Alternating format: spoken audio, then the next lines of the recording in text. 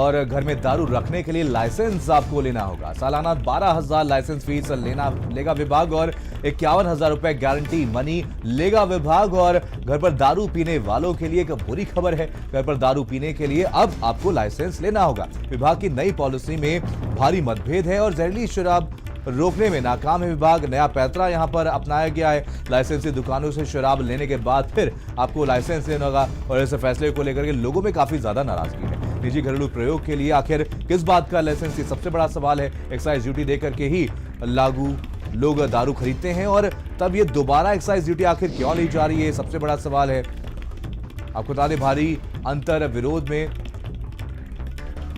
लोग नजर आ रहे हैं और एक बड़े ऑफिसर की जिद के चलते ये पॉलिसी आई है और जहरीली शराब कांड से ध्यान भटकाने के लिए पॉलिसी लाई गई है।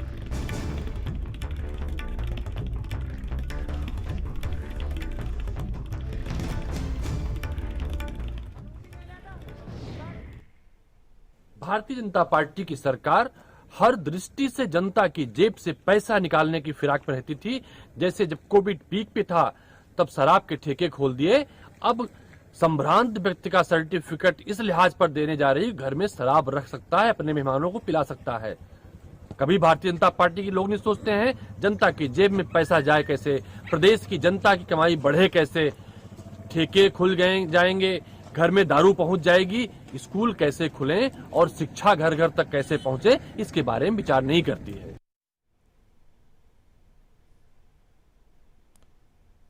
तो संजय सिंह ने ट्वीट आपको दिखा रहे हैं। आपको बता दें, यहां पर लिखा गया है कि पहले बीजेपी के सभी विधायक, मंत्री, अधिकारी जनता के नाम शपथ पत्र दें कि वो कितनी शराब रोज पीते हैं, उनके घर की तलाशी कौन लेगा और मैं शपथ पत्र देने को तैयार हूं। क्या आदित्यनाथ जी अपने मंत्रियों, विधायकों, अधिकारियों का शपथ पत्र देंगे कि वो शराब नहीं पीते?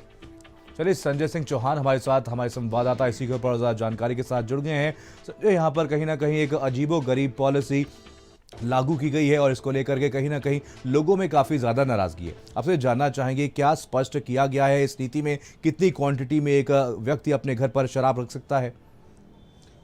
बिल्कुल मनीष, जिस तरीके से ये नीति, शराब की नई नीति आई है और आबकारी विभाग के सीनियर अधिकारियों ने इसे जारी किया गया है, तो कहीं ना कहीं सरकार की सुबह से ही इस पूरे मसले पर किरकिरी हो रही है। समूचा विपक्ष के साथ साथ आम जनमानस में भी लोगों के अंदर नाराजगी देखने को मिल रही है, क्योंकि ये नीति ऐसी है कि जिसके तहत सीधे तौर पर जनता को उसका सामना करना पड़ेगा। उस पर भारी जो बोझ है वो जनता की जेब पर पड़ने वाला है। 50,000 रुपये, 51,000 रुपये गारंटी शुल्क सरकार लेगी और 12,000 रुपये जो है लाइसेंस फीस लेगी। तो ये ऐसी फीसें हैं जो कोई शराब खरीदता है या घर ले जाकर के पीता है, इस्तेमाल करता है, वो पहले ही सरकार की तमाम जीएसटी, वैट टैक्स की तमाम जो पॉलिसी है उसे का पालन करते हुए आता है। लेकिन अब घर में जाकर के ले जाकर के अगर आप पीने वाले हैं तो आपके घर पे कहीं पे भी छापा पड़ सकता है और पुलिस आपको गिरफ्तार भी कर सकती है, क्योंकि अब अगर आप पीना चाहते हैं तो उसके लिए लाइसेंस की आवश्यकता होगी। तो कहीं ना कहीं सरकार के एक सीनियर अधिकारी की जो बनाई ये नीति है वो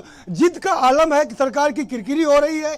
आम जनता से पैसा कैसे निकाला जाए टैक्स के रूप में, इस तरीके से सरकार को भ्रमित करके। जानना चाहेंगे, इस पर क्या कोई जुर्माना तय किया गया है? अगर किसी की व्यक्ति के घर पर शराब पाई जाती है, अगर उसके पास लाइसेंस नहीं होता है, तो कितना जुर्माना इस व्यक्ति को देना पड़ेगा?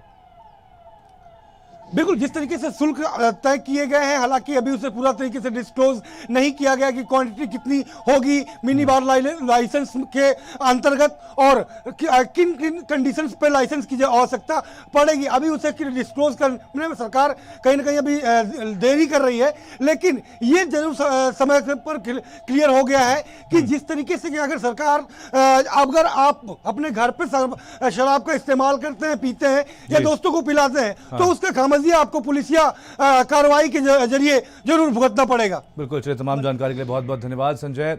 और अब खबर मेरठ से है, जहां पर अवैध अंग्रेजी शराब फैक्ट्री का भांडाफोड़ हुआ है। कई ब्रांड की नकली शराब यहां पर तैयार हो रही थी। सरकारी ठेकों और होटल्स पर